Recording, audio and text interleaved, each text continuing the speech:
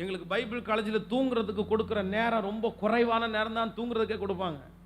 10:30 மணிக்கு படுத்துட்டோம் அப்படின்னா அடுத்து காலையில் திரும்ப வந்து அந்த காலையில் 4 மணி 4:30 மணிக்கெல்லாம் எழுந்திரிச்சோம். 5 மணிக்கு ஜெபத்துக்கு கரெக்டாக போகணும்.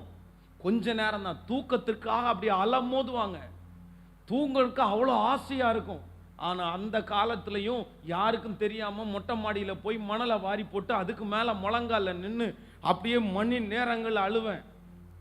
எனக்கு எதுவுமே இல்லைப்பா, நீங்கள் தான்ப்பா, நீங்கள் தான்ப்பா, நீங்கள் தான்ப்பான்னு.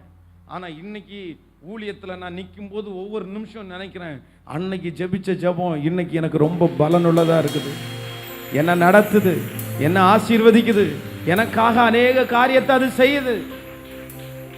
அதனால டைமை வேஸ்ட் பண்ணிடாதப்பா மா, டைமை வேஸ்ட் பண்ணிடாதம்மா. பிசாசனுடைய மிகப்பெரிய யுக்தியே அதுதான்ப்பா.